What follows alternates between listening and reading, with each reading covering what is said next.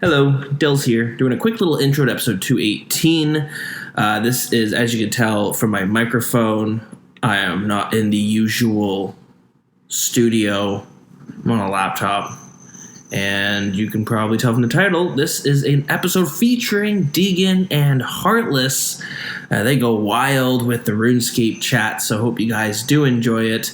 And there's going to be no sound effects because I don't have any internet. Or I don't even have data. I can't even play. I literally have to go to the library to play RuneScape, but I can't even do that because they're not going to let you download RuneLite on the computer. I guess I could bring my phone and... Anyways, I hope you guys enjoyed today's episode, and yeah, we'll talk to you at the end of it, I guess. I don't have any intro music to play, so we'll... All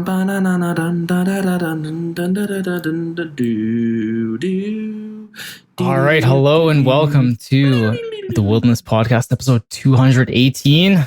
I'm Heartless, and I'm joined by Deagin. What's up, man? Hey, how's it going? Good. No Dilz this week. He's moving, so we've brought me and Deagin here to take over the reins. I don't think we've ever done one of these together. No, definitely not. Yeah, I mean, I know I've talked to you before, obviously, a little bit here and there, but I don't really know you too well. I'm not, I remember Magpies, you and Dilz used to do the podcast for a bit, right? Yeah, for like 6 months or so. Yeah, and I've talked to Magpies for like a really long time. Like I know him super well, and obviously I know Dilz. Yeah, I kind of started playing when you were getting more into the community. I think when you were burning out. I used to listen to the podcast because I used to be on the Trinity Force podcast, the League of Legends one. Oh, really? Oh, I've okay. always been in. Yeah, I've always been into them. I'd done that for about 3 years, but I was burning from League, and I was playing RuneScape on the side, and then I kind of just got sucked in full time when I quit League finally. And I was listening to you and your brother do this when I really liked it, especially because they were like, you guys used to grind for like 3 hours about whatever. It was awesome.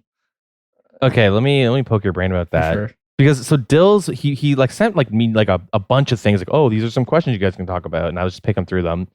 But one of them was like, it says you and Heartless both have experience in competitive gaming. Thoughts on that? And I was like, oh, what? So was that from like League or something? Yeah, I was pretty highly ranked in League. Oh, okay. What rank? I was like high diamond. Oh, decent. Okay. So pretty good. Not like the problem with League though. It's like any games. Like when you start to get to the upper echelons, like the amount of time you have to put in is huge. Yeah, it's exponential just to increase like slightly. So yeah, it's very comparable to like leveling a skill in RuneScape. Like totally, yeah. Getting 1 to 70, getting one like bronze to gold. It's like anyone can really do it. I mean, like it's really like put in a easy, minimal amount of time. Yeah, is engage with the game, and then you'll get the gold probably. Yeah, that 98 to 99, like that chunk is just so much harder to bite off. And so like every level in Diamond was just getting like progressively harder, and then like pushing into Masters, I was like, I could see the work, and I just couldn't do it. Yeah, funny enough, before I got back into RuneScape, like a couple months ago, I was like, I had like nothing to do, right? Like I was like, oh, I like have so much free time. I'm not really playing any games. Like I'm kind of just like putzing around doing my thing. I'll pick up League again. Like I was like the highest I ever got was like gold 1. I was in like plat promos, and like I was in high school, and these 2 chicks literally like knocked on my basement window to come hang out. And I was super embarrassed. I played video games. So I was like, how badly do I want plat? You know what I mean? And I was in my last promo game, and I just like, oh god, the timing on that one. Alt F4. Oh. You know what I mean? Yeah, you made the wise teenage boy decision. Yeah. But I was like, you know what? I'm gonna get plat. Book it. So I was like going super hard. I'm like, I'm gonna pick a role. I'm gonna stick to a role. I'm gonna pick one dude. Go super hard. Get involved in like all these League coaching communities where like these like streamers that are like Grandmaster and Challenger that have like 5 viewers that like do free coaching. I joined like all of these channel or Discord and stuff, and like getting all these people to help me, and I like learned a bunch of shit. Got to plat and was like, I don't want to play this game 3 hours a day for like a year to like get to plat 1 and like break into diamond. I'm just gonna quit and play RuneScape, I think. Yeah, that's exactly what I did. But I'd put a slightly more time into it.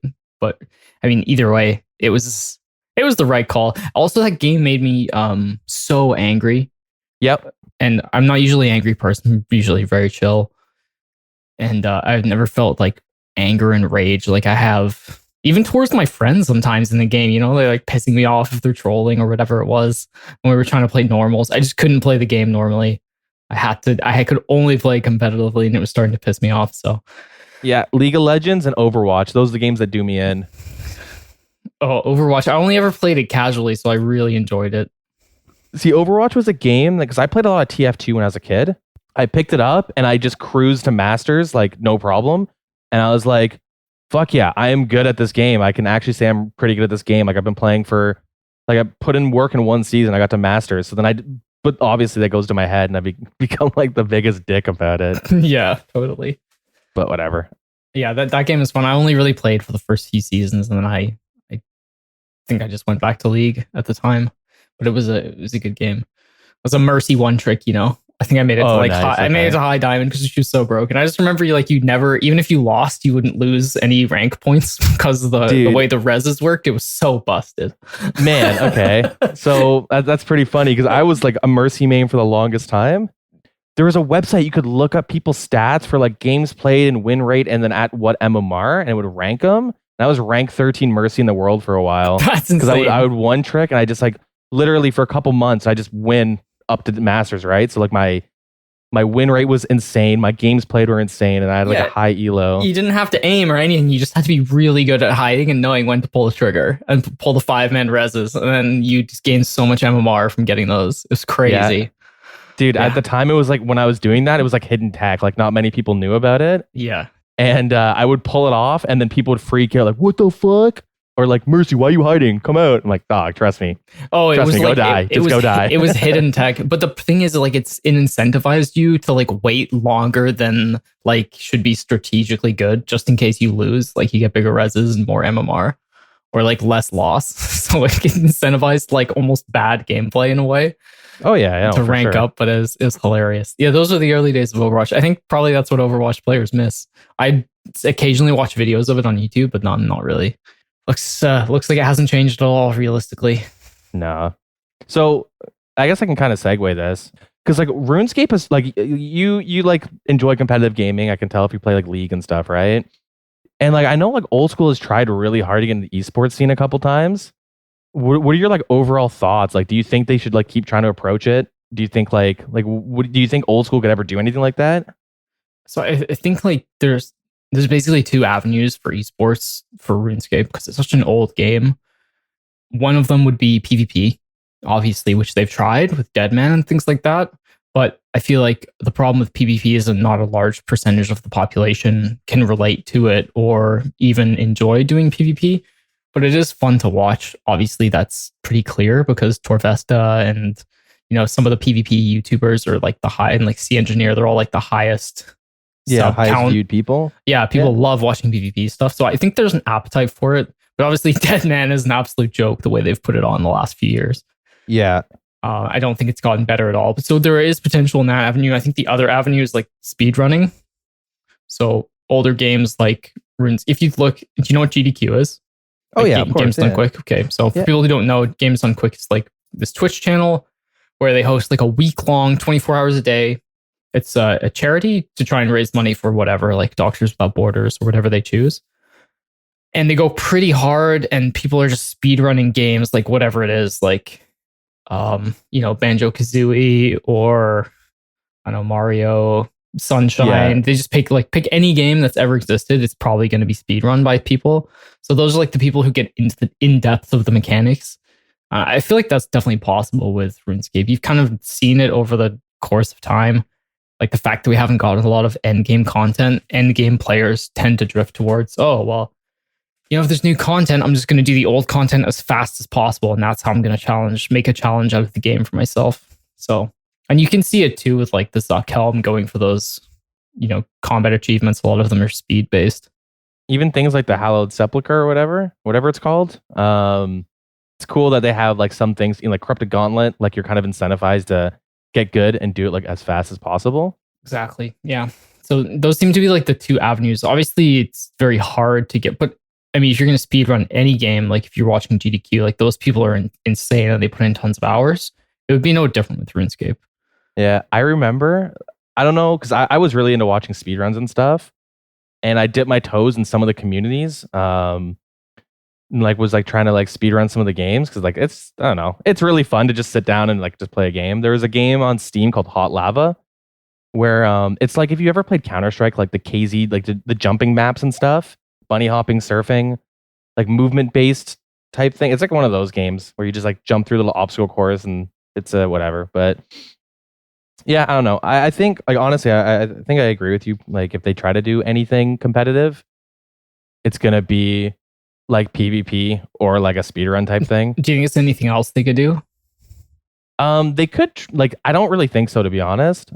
I think the way they go about that the stuff is kind of like it's not really that good. The tricky thing with like speedrunning, they could host like some fun events, right? Something similar to GDQ, or like at RuneFest, they could have people like speedrun a Tob, speedrun a Cox, like do whatever, corrupted gauntlets.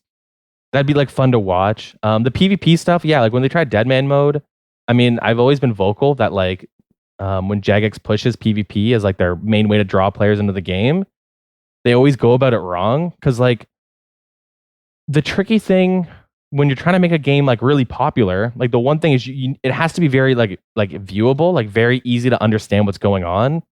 You look at games like Counter-Strike, right, and League of Legends, like you can tell who's going to win or lose. Just like you don't really have to know what's going on. Like, oh, Counter-Strike, that guy shot someone with a sniper and he's dead. Like, that's good for that team. That's bad for that team, right? It's pretty intuitive, yeah. Like, you could understand the game at, like, a basic level, and you're able to enjoy professional play. Like, pick any sport, like soccer or hockey. Like, get the ball into the net or get the puck into the net. Like, they're pretty basic concepts, and so anyone can enjoy and then see how good these players are if they've even interacted with the game at all. But, like, when you watch your favorite, like, you're watching... I don't know, like a Mario Sunshine or something. You're like, oh, I played that game when I was a kid. Holy shit, this guy beats it in like 3 hours. Like, that's insane. I didn't even know there are all of these, stars or whatever they're collecting. Yeah, I remember being in college, just doing schoolwork and having this Mario 64 speedrunner who like retired. His name was Siglemic. I used to just have his videos on repeat. I had like a little playlist, and I would just sit there and do work, and he'd just be doing his thing, just speedrunning. It was awesome. The thing with the PV, like, so RuneScape is nice because it's very easy to see who's winning and losing, right? You have a little health bar, you see the big numbers, numbers go up. And then you can see the inventories too. Yeah, and the inventories and all that. But what happens is they do things like Deadman mode where people have like different gear and they'll have like, different strategies, and it kind of like makes it a little bit more complicated. It's like, oh, well, how come this guy's barrage hit while the other guy was praying magic and D'hide? Okay, what's going on? Like there's always like some like little confusion because of the RNG aspects of it. It makes it like, maybe it's not confusion, but it just makes it like not as like clear cut. This is good, this is bad. Yeah, with Deadman mode, when it's just like 50 on 50, like these just big clans like kind of fighting each other, and it's like mayhem. It isn't really like super like easy to watch, I guess. Yeah, and then you have like the thing about speedrunning games like in GQ and whatever is they're usually local, so there's no input delay issues. But with an MMO, you're always going to have problems because players have to connect to the server, so that kind of takes away some kind of element, because obviously they tend to get DDoSed quite often when Deadman's on, just because I imagine like how super toxic the PvP clans are. Yep. Yeah, exactly. So like I've always thought like the best way to do it is to have PvP arena-esque tournaments. Like recently they had the update where they actually brought in a PvP arena, which like I'd been begging for years ago. But of course they like, I don't think they did it right at all. I think they dropped the ball pretty like hard on it. But I think they should try and push it into like that kind of an avenue if they decide to keep pushing it. Honestly though, I don't know if like just RuneScape being an MMO, like MMOs can't really break into the competitive scene. Like even WoW, or like World of Warcraft has like I would say some of the best PvP out of any MMO, like probably the best. Though they're like it's not really that popular anymore, right? And the players that are competitive arena players, they make so little money that they have to do like shady like account boosting on the side to make money. Then they get caught and banned, like which has happened like in the past like year or two. And that, I mean, you see that in RuneScape as well. Like the shadiest part of the community is always the highest end. So PvP and PvM alike. Yeah, the boosting and all that goes on and like behind the scenes. Like Inferno Cape selling, etc. Yeah. Yeah, gold farming. Yeah, there's a lot going on. Anyways, I wonder, do you play a lot of WoW? I have quit. What do their high-end PvM players do, I guess is my question for you. The PvM, so they have like raids, right? Have you played WoW? Do I have to? I guess I'll explain. I've played level 1 to 20 on every character. I talked about it last week with Dilz. I just had the new player experience only, so I know the basics. Yeah, so WoW is very different from RuneScape. It's a linear progression. It's you go from like level 1 to X, right? 60, 70, 80, whatever the highest level is. And then from there, that's when like the meme of like now you can start playing the game. Because once you hit the max level, all there is to get gear, but unlike RuneScape, you can't buy any of it. You have to get them through like a currency through like, running certain dungeons or like, it'd be like Castle Wars. You need tickets to buy certain gear. It's like you need like a special currency to buy gear, or you have to do the raids that have like weekly lockouts. You can only do them once a week. So there's a time gate behind it. In the live version of WoW, they have something called Mythic Pluses, which are just like regular dungeons, but they're harder and they kind of infinitely scale. They get harder and harder as you go up like the levels, like Mythic 8, 9, 10, 11, 12, and from there you get better gear. So on the very high end of like PV, well, it's called PvE, like player versus environment. You have the people that do like the raids, and so they have like the normal raids, they have heroic, which is like hard mode, and then they have mythic, which is like extreme. What they'll do is they'll like the top end guilds will run mythics, and then they'll essentially sell boosting services, right? For in-game gold. I was gonna say, how do you not just get like a team of 4 to like carry some dude to his gear? Yeah. So the way it works is that with normal and heroic, it's 10 to 25. It's like they call them flex. They're flexible with the amount, and then mythic has to be 25 people. So what you can do is when you're really good at the game, you have all the mythic gear. You got the best gear. And when I say mythic, heroic, or normal gear, it would be like if you had a rune scimitar, but then you did the heroic like grade. Now you have a rune scimitar like blank, and it's just that with better stats. Like it's not like not really there's not like they add new items. They just have like better stats on the items, right? And like a different color. But once they have like the best gear you can kind of obtain, they'll like maybe drop 5 people from the raids from their groups, and they'll bring in 5 people to just AFK, and they just funnel all the gear to these people. So like, is it like in RuneScape, like if you get a purple, anyone can take the purple? Not necessarily. It's really convoluted because they've reworked the looting system. It used to be if an item dropped, anybody in the group can roll on it if they need it. There's a need roll, there's a greed roll. So like there's like need has priority over greed. But the way raids kind of do it, there's a mode called Master Looter where one person can distribute the loot to anyone. And so that's kind of how you funnel it, because all the gear is untradeable once a player like owns it. So then the clan leader just funnels the gear onto the 5 AK people. Yeah, exactly. And it's like the certain gear will only drop depending, like if a certain class can only wear up to like leather, then like if you have 20 leather wearers, then like all the gear is going to essentially be leather, right? There's ways to like manipulate the game to drop for the people. And there's crazy money in it. So when I was playing years ago, you would sit down and like you'd play for like an hour or two, and you could just get so much gold that you could buy. Like my buddy bought like the new Diablo remaster that came out. He was paying with his WoW sub. He was buying games and like just buying anything on the Battle.net store with all the gold that he had, because they have the same bond concept as like RuneScape. Oh geez, they have like their own WoW bonds. Yeah. The difference though is that in WoW, there's not really anything to spend gold in. Once you get to that max level, you like, oh, let's level up my 2 skills. I have 2 skills I can choose from. I can max them out.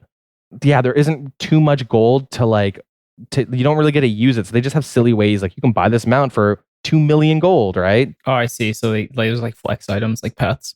Yeah. Now, do that's players, pretty much it. Do the high-end players also just real world trade the money, or are they like incentivized to do so? So a lot of them are incentivized to do so. If you're boosting, you're probably real world trading, or you're like me and my buddy just dicking around and like, oh, okay, I can just go buy all my games off Battle.net, right? Buy the new COD and stuff.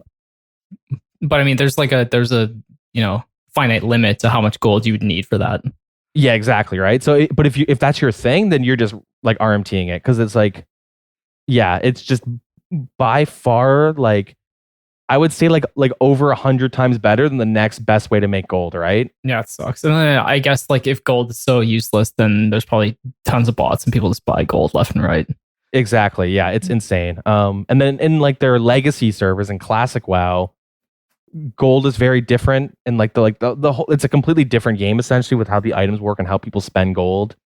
It's interesting if you compare it to RuneScape, because I feel like we do have gold farming problems, but they don't seem nearly as bad as WoW as you're describing because of the gold sinks that we have. Well, the thing with RuneScape is that if you're not an Iron Man, everything is gated behind gold, right?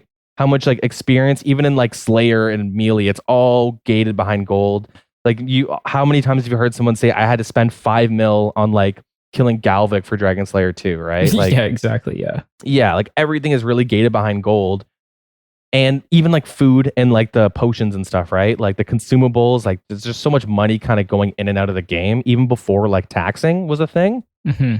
But when you have games like WoW where you can't trade any items either, which makes everyone's like almost a group Iron Man in a way.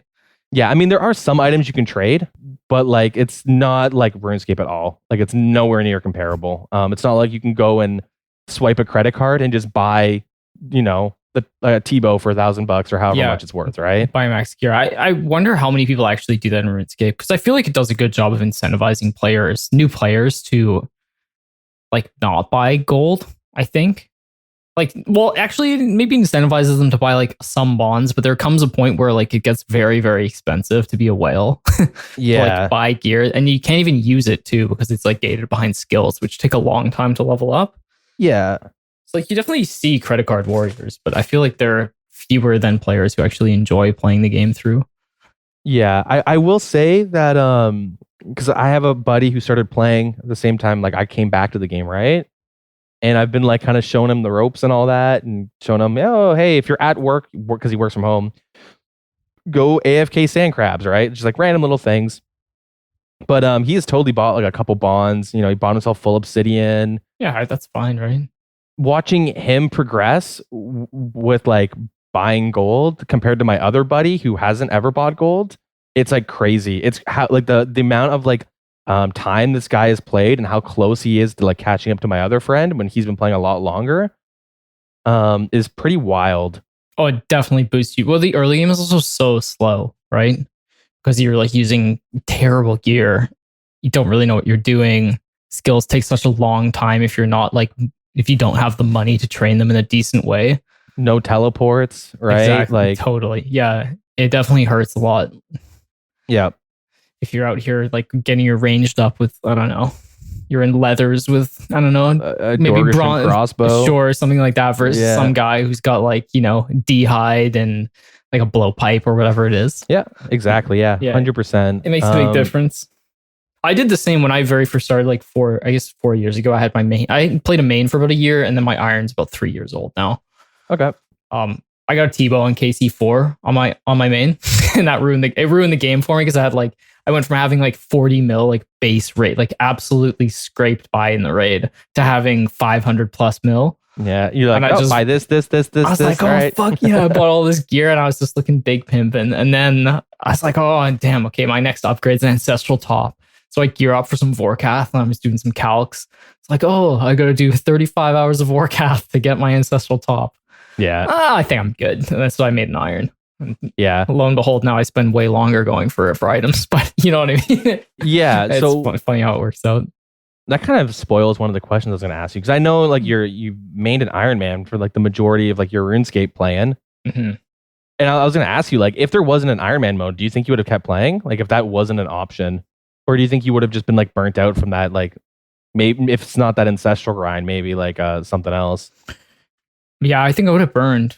I don't think I would have enjoyed. I wouldn't have got to enjoy the whole game. This is the problem with like Mainscape now is a little different. Like recently, people have really been getting into like collection log hunting, like end game players. If they're not going for like, there's kind of like two end games now. There's collection log, pets, stuff like that, or there's speed running and becoming like a degenerate PVMer. Those seem to be like the two avenues that most players take.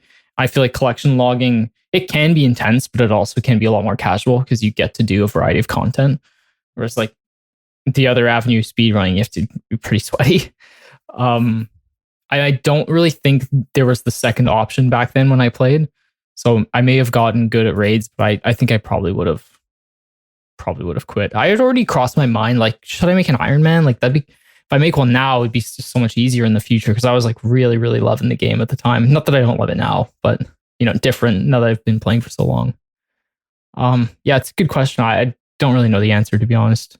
Yeah, I mean, it's kind of hard to tell, but because like I've always like I have 3 Iron Men, right? The one that me and Dill started like with our little competition thing. I made a hardcore Iron Man that died in like 20 minutes. I disconnected running to Draenor and the guard killed me. God, the guard. I wonder how many lives the guard has taken. For real. And then I have like my current hardcore, which I haven't played in a little bit. I bonded him up and then grinded the crap out of him for a little bit. And then big beat. Kind of what happened with me was like when I look at like playing like Mainscape, I get pretty excited at seeing like instead of saying like, oh, I need to kill like bandos like 600 times for these pieces of gear or something, or do like, if I do 64 like nightmare kills, I should get an item and I need these items. Like I can look at it as like, I just need X amount of gold. So I can kind of do whatever I want. And if I'm trying to be efficient, I can just look at it as like, oh, if I'm like AFKing, let's say I'm like hanging out with my girlfriend, even though I don't play RuneScape around her because I don't think she'd like that. But if like, I don't know, if I'm doing something like, whatever, like I'm watching movies with friends or something, I can go, make some blood runes. Or if I have like a couple hours, I can like, hey, any raiders? And just go run some raids. Or if I'm just like bored and I want to watch like a show on my own, I can go do Vorkath or Zara, like, and then kind of chip away at those like those PVM item goals. But I've noticed since I've come back, the like grind to max gear has actually like exponentially gotten bigger, right? Oh, it's crazy now. It's like what, 7-8 bill? Yeah, like before it was like Tob came out. I had like max gear at the time before Tob because it was like a T-bow and then Bandos, Arma, and Ancestral and stuff. And it's like, okay, so I just like a scythe and a rapier and like a vernic and and a staff, right? That's pretty much it. Yeah, it was like what, maybe 2 bill. Was Inquisitors out at the time or no? No, I Inquisitors is new to me. Okay, so then it was probably because that was like the most recent really big set that came up before Torva. So yeah, probably like 2 bill to have everything. And if you want to, I guess you don't really count an Ellie with max gear. Even if you did, then it would be like 2.5 bill, right? Like it wasn't that much. It wasn't overwhelming to think about how much, like how long that will take. And then coming back, you got Torva, Inquisitors, and like all this stuff. Now there's a third raid coming out, and it's like, I just got my scythe. And I'm still so far behind from where I used to be. Yeah, scythe TiVo, and then there's Inquisitors, 500 mil, Mace, 400 mil. Yeah. Torva, 1 bill. Yeah, there's lots to go for now. I will say though, it has been really nice because I leveled up all my skills. Like by the time RuneScape or Jagged started coming out with like the new engaging fun ways to skill and like just being really creative on like leveling like early to mid game, I've already passed that point, right? Like I've never done anything underwater at Fossil Island because I've never, like, why would I have max thieving? And like it's like it doesn't seem appealing because there's like I could go do it once, right? I could spend 20 minutes and just do it once, like, okay, next, right? But like I've never needed to do like, I come back and I hear like Temporos is a thing, and I'm like, I already have 99 fishing. Like I don't care to like hunt for a collection log right now. Yeah, and there's I know what you mean. Yes, there's so many things like that, and that's kind of what made me go like, oh, you know what? Maybe I'll dust off the Iron Man and go try out some of this like content that I like never got to really properly experience, right? That's totally true. Yeah, and like that was a pretty fun like little process going through all that. Like, where is your Iron at right now? Like, what grind are you at? So I guess overall is Winter Todd, right? Just get 99 fire making. But I'm doing it in a weird way where I'm kind of like, I would just go and thieve and then do farming runs so I can get my farming up high enough so I can get better seeds when I'm from thieving and farming, or thieving for farming and Winter Todd. And I'm kind of just like doing a bunch of things to make like my last push to 99 fire making like a little bit more satisfying. Mm-hmm. because I got insanely lucky and I got the Phoenix like pretty early on, like 250 kill count. Very nice. You just doing mass worlds? Yeah, just mass worlds. It's I turn my brain off and watch movies. And I've like been limiting like, I'll get these quests done, but I can't go over this amount of HP because then it makes my Wintertod grind a little bit more annoying. So I'm kind of like limiting myself and just like trying to see what exactly I can do. 'Cause I really enjoy playing restrictions on accounts. Like my favorite account to like train and do all the quests I could on at the time was my Obby Mauler. Because you have to do some janky ass things to like keep your magic in range and like health as low as possible. That's pretty much it. Just doing like the Wintertod. Like I'm still like early stages, and I've gotten pretty carried away with like if I sit down, I don't want to play 2 accounts. I don't want to get too sucked into RuneScape. Like I have a lot of free time, so I'm playing it like a decent bit. But I know the second I'm like constantly playing 2 accounts, that's when it's like hard to pull me away from the computer. Do you enjoy playing 2 accounts at the same time? Oh, I love it. I love it way too much. I hate it. Oh, goddamn. I've never been able to do that. So when I had my main, some people, I was thinking, oh, maybe I'll play my main on the side and then I'll just, work AFK the iron up. But I got to Wintertod and I fully committed. I've never logged into the main ever, basically. All I do now is split on it. I hate how much I love it. Like, it's just like, if I'm thieving and doing this on like my Iron Man, I could just go and do blood runes. And then at the end of the day, I go look at my blood rune stack and see like how many mills I made while focusing on it. And it feels way too good to be like, this was essentially free progress. But yeah, no, I really do like multi-logging and stuff like that. Granted, I could never do like rune dragons or like the brutal black dragons. I couldn't do that because it's too like intensive. I have to have like one super AFK thing while I'm like focusing on another account. Yeah, I don't know. I had some plans for the Iron Man, and that'll be kind of fun. I'm just really worried about the when I look at things like the Zulrah grind. Once you start that, you can't really stop it. Dude, did I ever tell you? I mean, most people know on the pod. Do you know how dry I went at Zulrah? How dry? It was like I did 22,297 KC with an MSB. Oof. Okay, that's brutal. I went 1.3k kills dry before getting all the uniques. So not really dry, but yeah. But then I also got a mutagen in the process, and I got the magma one, right? Yeah, that's sick. So I can't Zulrah was good to me in the end. Yeah, I mean, it's just this is what it is. But I know what you mean. Like starting a big grind can be daunting. And it's just like the scales, right? Having to maintain scales. I guess you could like AFK eels for a bit, but like. Yeah, I'd rather not. There are certain, like, obviously I'm in like the end stage of an Iron Man account where I'm pretty much just hunting the biggest, juiciest loot at this point. Like, I don't have any Inquisitors. I don't have any Torva, sadly. And I don't have a Scythe. Like, those are like my main hunts at the moment. But I have like an Ellie. I have a Twisted Bow. I have a lot of items. I have like almost all the Chambers items. There's just a few things left.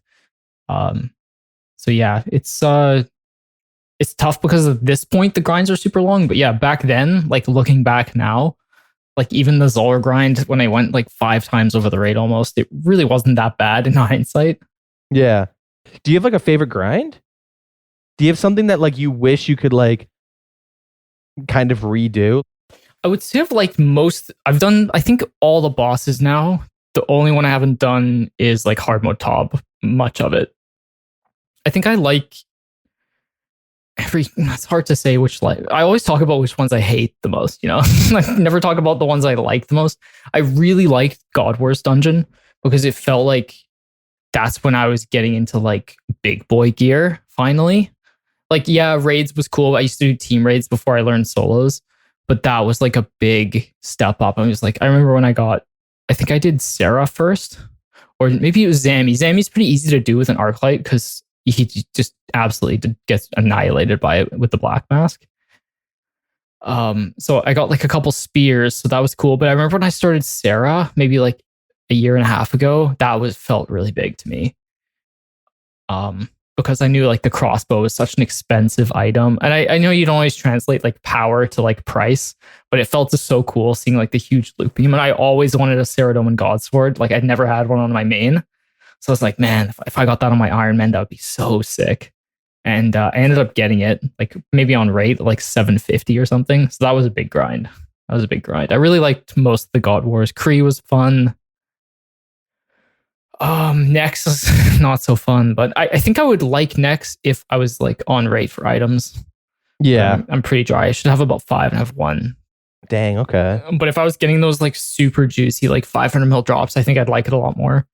So yeah, I would think like God Wars. And a lot of people hate God Wars because you have to get KC and it's slow and shit. But I just like love the chance at the big items. I think it's so cool.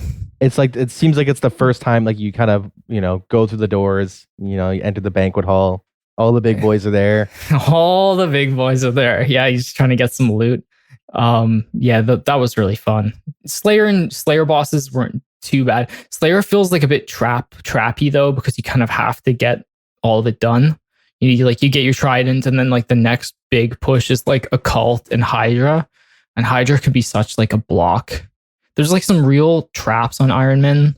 I think the worst one is Corrupted Gauntlet now, because the Bofa is just so... Have you used one? I've never used a Bofa. Oh, besides the PvP arena, but so no, I haven't used a Bofa. It's like a baby T-bow basically, and the hours you have to put in compared to like getting a twisted bow is like a 10th of the hours. So it's hyper efficient to go and get one, and you can use it at basically every boss. It's super accurate. Yeah, such a great item, but like 1 in 400, right? Yeah, I saw someone that was like 2300 KC without a enhanced weapon seed, and I'm like, that like I don't know what I like. That'd be so upsetting. Like to spend that much time on an Iron Man and have nothing to show for it. Yeah, that's the thing. Like it can be pretty brutal to go dry on such an important item. Dragon Warhammer is another classic. Like if you go dry on that one, it just unlocks so much of the game. And I think both is like even more than Dragon Warhammer these days. At least you're getting like a little bit of money along the way and like crystal shards and stuff. But it's hard to be in that position when you're dry somewhere. Yeah, I don't know if it's like rose tinted like glasses or something, and it's like, oh, it's because Deagin, of course you're excited for this because you don't really play an Iron Man. You have one, right? There's a difference. Where right now my guy's hardcore, but what I'm really excited to do is try to get like the Malediction and Odium wards from the Wilderness and see how long I can go while keeping my status. Yeah, like that fun. Like when I think about that, it's like I gotta get on him. I gotta get closer to that. Like that would be super fun. Now I don't know how awful it would be, like how like active the PK spots are. You probably want at least a trident before you go and kill Scorpia. Yeah, for sure. Or else it'd be a pain in the ass with Ivan's Blast. It could be done, but it would not be fun. Yeah, that would be super cool. There's a few hardcores that have done it, but yeah, Scorpia is the deadly one because if you get caught there, it's just over. Multi. Yeah, exactly. I really like wilderness content. I've done like lots and lots of it. Do you have any of like the rings? The wildy rings? I don't have any. I have the one from Callisto. I did 750 Callisto KC. Oh, that's the treasonous, the crush one? The crush one for Corp. Yeah, it's really good at Corp. Hell yeah, okay. I haven't done even an Atlas because it's kind of a pain in the ass to do without a crossbow. And then I've done some Vedion. I was back before they changed the achievement diaries. You had to do 100 KC, so I was like chipping away at one night. I got the pet, so I haven't really gone back. Oh, nice. Okay. Yeah, it's a pretty sick pet. So cool. Yeah. And I've just been doing revs to get the weapons before I go back to the bosses. Right. Yeah. Off. So I have a chain mace and a scepter. Scepter's pure absolute garbage, like zero uses. Yeah. I heard they're going to try and buff it though, or they want to. I heard that when I first came back, or maybe someone said that. I don't know. I'm sure they will at some point. Yeah. They kind of have to. It's like it's actually ass. It's got no uses. I haven't not found a single use for it. And then the mace is obviously really sick. So, but I kind of finished Callisto and Vedion in a way. The mace isn't super useful, so I just keep going back for a bow. But yeah, the content is pretty good. I think that'd be pretty fun on a hardcore. I know Torvesta has a series right now where he's like going for all the wilderness items on a hardcore. Oh, shit, I gotta watch that. You should check it out. He's doing a really good job. He's been doing revs and all sorts of things. Decent, okay. But he's been going hard outside the game too. I think he's got like over 2,000 total at this point. Dang, okay. Yeah, he's out there gaming. Yeah, I always thought he was just like a PvP, brainlet. He is, but yeah, he definitely grinds as well. So he's got a good hardcore. Okay, yeah, that's nice. Yeah, but I don't know, man. Like Mainscape seems pretty fun these days. People are like de-iron or whatever, because I've been having such a bad time at Nex. Like it's really crushing my mental. Like going dry there is really brutal, and like just like the amount of KC you can get, like, and the supply cost is like ridiculous. Deagin, like you're talking, if you're just doing an average range camp method, it's like 5 brews per kill. Oh, okay, yeah, and you're talking at like 3,000 kills that way to finish the set. So you do some quick maths, and it's like 15,000 brews, right? Yeah. Geez, how many birdhouse runs you got to do for that? Like way beyond 99. So I got 99 Herblore a few months ago, and when I finished that, I had grinded almost 2,000 giant mole, and I had 5k brews. So 1/3 of what I would have needed just to get close to the next. So obviously, you can imagine the sustain problem is quite bad.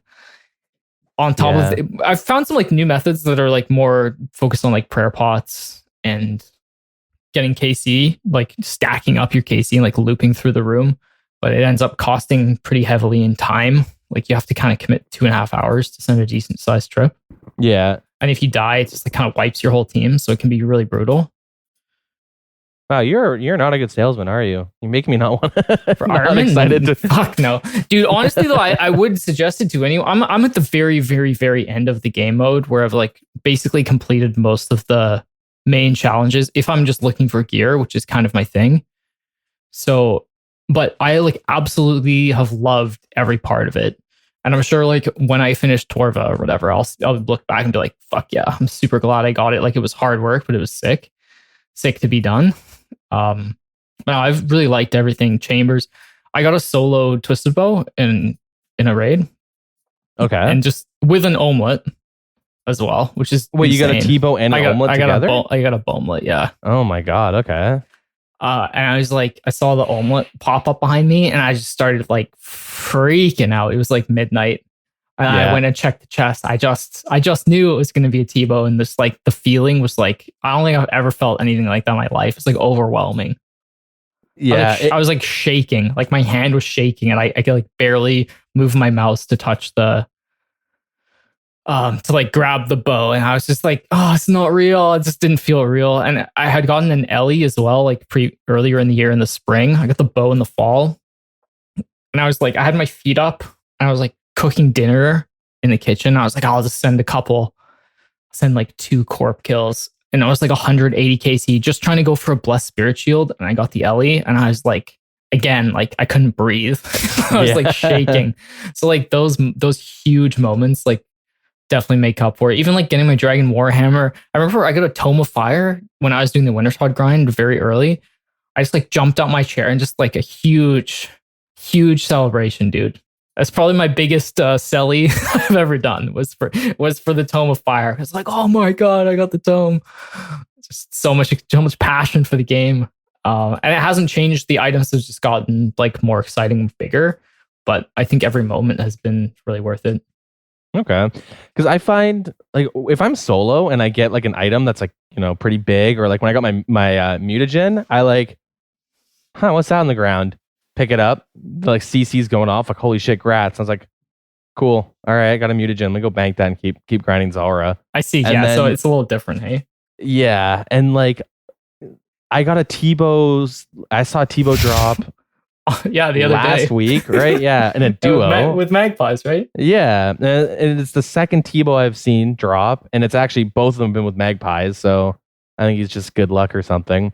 But like he gets back from like work or whatever, and he's like, oh, like hey, do you want to just like send like a duo or something? It's like yeah, we're just like chilling, chatting on Discord, and like we just hadn't gotten any items for like a week. Where we just do like 1 or 2 a night or whatever here and there, and we're just like, oh, we're due to see an item soon, man. We're like, we're getting pretty dry. He's like, yeah, whatever.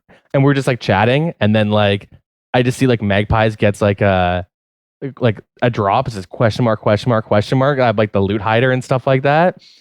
And like, he's saying something and he's like, boom. And I hear him like jump. And I'm like, don't tell me. Like, I don't want to know what it is. I'm thinking it's like ancestral or something. Yeah. And then I just see like the CC like explode, and I can hear him like kind of freaking out in the background. And I'm like, there's no fucking way we got a T-bow. And I like scroll in the chat, and in the sea of grats, I see like magpies gets a T-bow. That's and I'm insane. like, oh fuck! Instantly go buy a scythe with it. Like hell yeah, okay. That's so cool. Yeah, those. And how did you were pretty stoked after? Oh, dude, I was like way more stoked. Yeah, and I think half of it's because you're with someone, and that might just be it. Where it's like, Totally. we're both like, holy fuck, like we got one. Like you're in it together. You got it together. Yeah, and like as opposed to like if I get, I mean, there's nothing that's like really equivalent to that. But the only time I've really like had a celebration on my own was like when I was like first playing old school and I got my first fire cape. Mm-hmm. And it's like I've always been chasing that feeling, right? So I mean, like I got the gear for Inferno. I throw like an attempt here and there. Yeah. So we'll see how I feel you after often the get Inferno. When I got my cape, I was with Raichu coached me through, and Popla was helping me with the waves a lot. So I was like always with someone while I was learning. And so it was like a joint, like I did the work, but I had someone there like guiding me. So it felt like a group effort in a way because I was getting like coaching and I was like progressing. So when I got my cape, like Raichu was as excited as I was. I was like crying. I was just like so emotional and he was just so excited, dude. It was huge. And I've since helped a few people with like timers at Zuck and stuff get to see them get their first capes. And just like the overwhelming emotion the people feel it's crazy. It's like a once in a lifetime type accomplishment thing. I mean, it's not actually, but you know what I mean? Like, yeah, it feels like, stupid to say it comes from a video game, but like you put in so much effort and then you finally get rewarded with your goal. Yep. It's just like it's a very amazing feeling. Just why I tell people like never buy your capes because you're depriving yourself of this just incredible accomplishment. It's funny that you say that because I've gotten into some like arguments with like my real life buddies I've like pulled into RuneScape, right? And I'm like, oh, I'm trying an Inferno attempt today, whatever. And like, I'm never super serious about it. Like, I'm on Discord, we might be watching a movie, I'm just kind of joking around. I had Dilz come down and start chatting with me and I died because I wasn't looking and I didn't turn on my range prayer and I just got clapped. I'm like, oh, that sucks. I'm not like taking it super serious right now. But like one of them was like, dude, why don't you just go buy it? Like, go grind the money out and just go buy an Inferno cape. And it's like super frustrating trying to explain that like the max hit doesn't mean anything. You know what I mean? Like it's the best melee cape, but like that's not what it's about. It's about that feeling of accomplishment and like going through the pain of dying at Zuck and, struggling through the waves and seeing yourself get better. Exactly. Like it's like what I kept saying is like, man, even if this was like a fire cape like ornament kit and it just did nothing but it was visual, like I'd still be trying, like I'd still be saving up and buy the gear and hey, I'll send an attempt every like day or two, right? Yeah, exactly.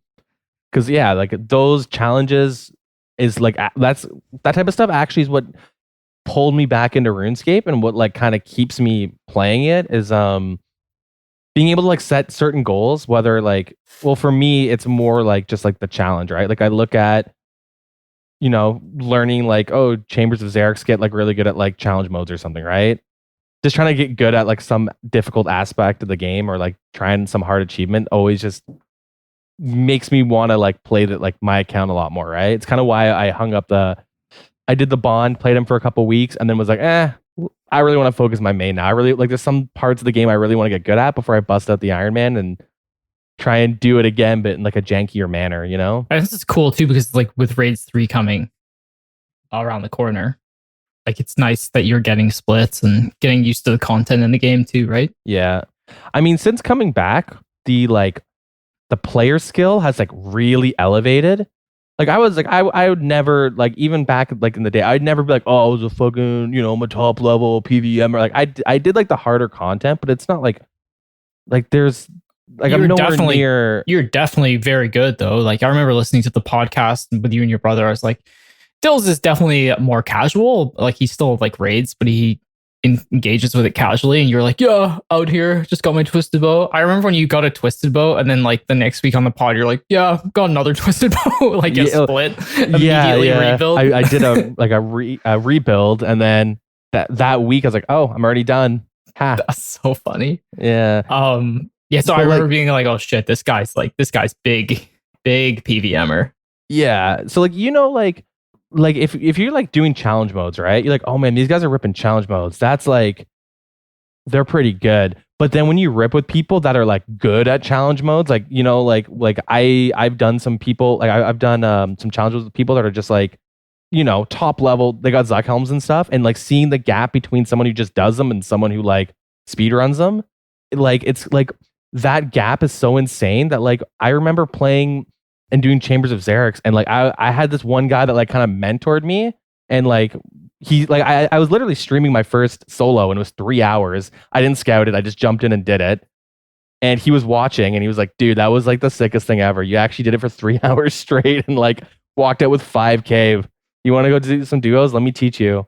I was like, yeah, I can do like Chambers. It's pretty good, like whatever. And then I come back and like when I would like do duos and trios, it's never like, okay, we got to have a dedicated mage skipper melee. Like we kind of would just do whatever. Like we'd have someone skipping, but it's not like super structured. We didn't have all these rules in place and like we just kind of did whatever. And then I come back and like everything is way more structured and like not serious, but like a lot more intense, I guess. Everything's a lot more solved as well. Yeah, because we've had exactly. the content for so long. Yeah, everything's more solved. Yeah. And so it's been weird trying to adjust to that. It's been kind of fun too, though. Like I like, okay, well now there's like I can see like a pretty easily obtainable skill level I could get to. That's interesting you point that out, like the sort of skill gaps.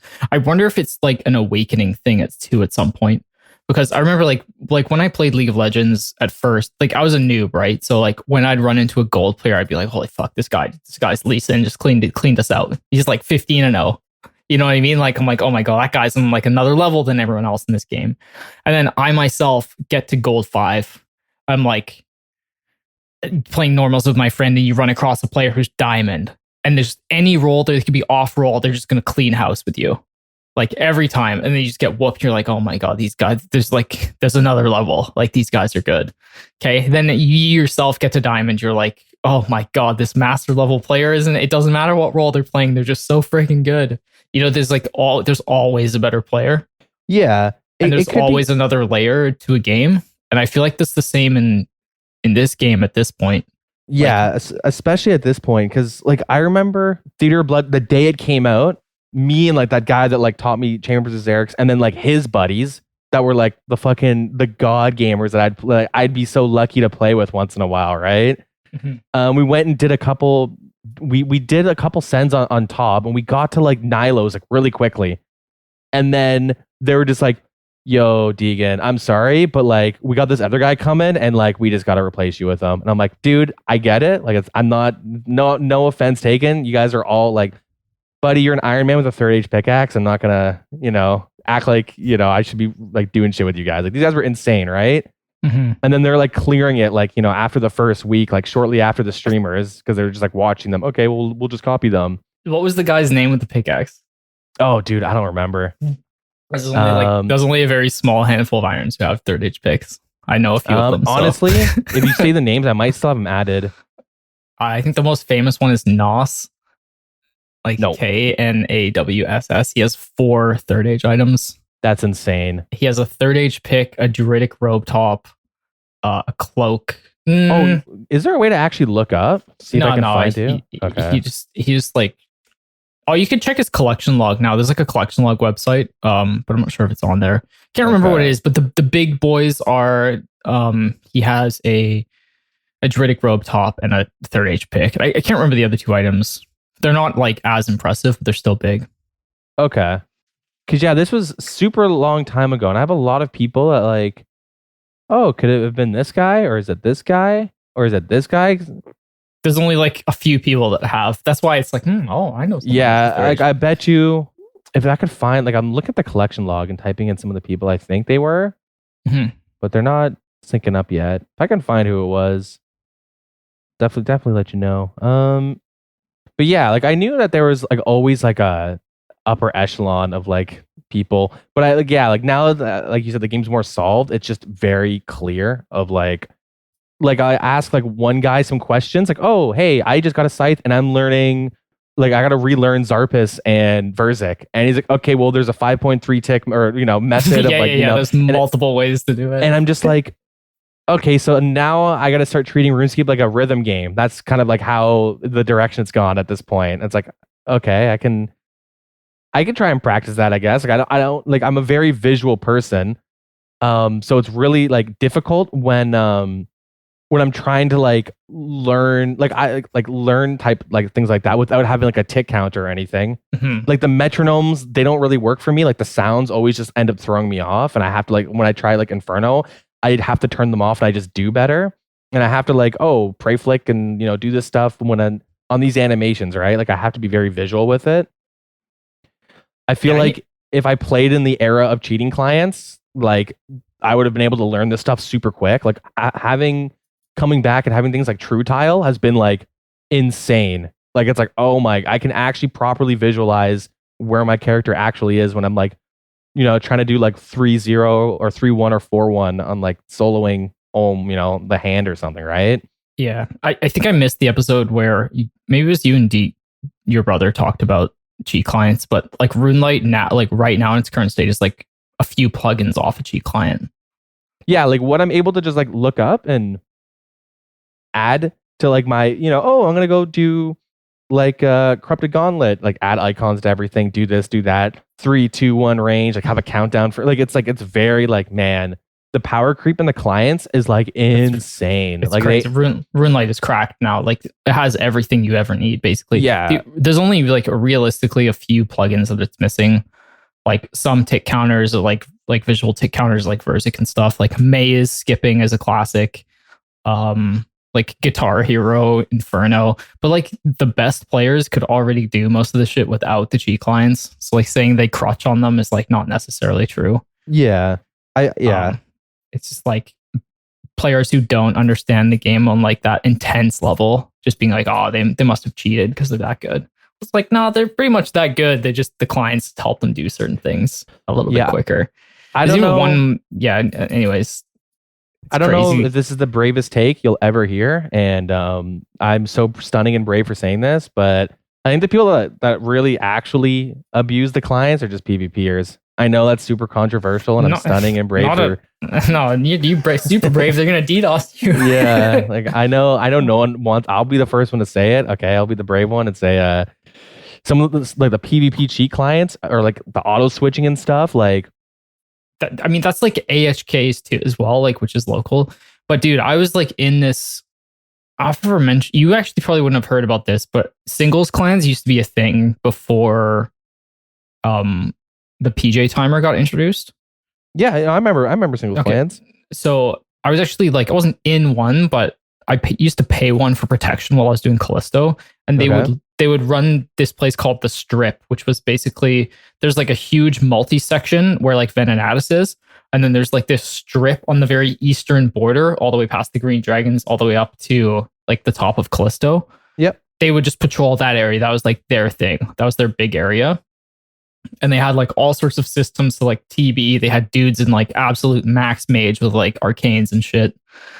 These guys were like super well coordinated, but I would watch them stream in Discord and like hang out with them sometimes to like see what was going on, their tactics.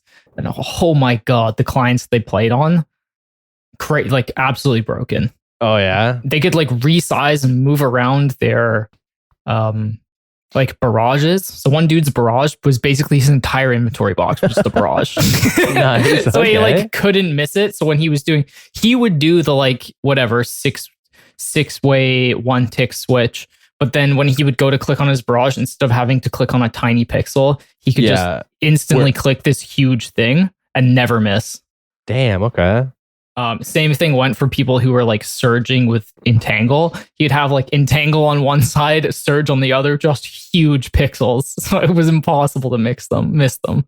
Yeah. It's crazy though. Things like that kind of just like with like PVM, the plugins, obviously some of them are busted, but I think maybe it's just the difference between PvP and PVM where like you can solve PVM. So like if you have a broken client, it's not like, or a broken plugin, once it's removed, like you don't really need to rely on it. Where like, because PvP is so dynamic, and it kind of like every fight can be like completely different, right? Yeah, and the stakes are so much higher because you're facing another, human being. You're not playing against some monster. Yeah. Like if you're using a cheat client and like to like get a few seconds faster at top, like maybe you're hurting a small section of the PvP community or like the PvM community, but you're not like out there making some guy feel bad or feel cheated. You know what I mean? Like the feelings that come along with the plugins from PvP are so much worse. Yeah. Because if you're like, oh my god, this guy's like 8-way one ticking, like, and never missing a freeze, like that's so unfair. Like, how am I ever supposed to PK? And how can they possibly expect players to want to go and learn to PK when those things are possible? So actually, we're kind of back on PvP for a second, but what are your like? Everyone's been complaining since I've come back. Everyone is just people have just been talking about PvP. There was a day where they kind of shit on the Raids 3 armor, but it's just like everyone has been kind of like talking about PvP, saying it sucks, or like this is how you can fix it, right? Like, I know it's always been divisive, but has it like since I've gone, has everyone just only been talking about the PvP crap that's been going on? Like, I don't know. Like, it's hard to explain because they basically haven't gotten anything. First of all, like no new updates, and the second thing is that the updates that they do try to push out, they're either just not good enough or they have like mixed opinions. Like the PvP arena, they try to pull all of the equipment, like the rewards, none of it passed.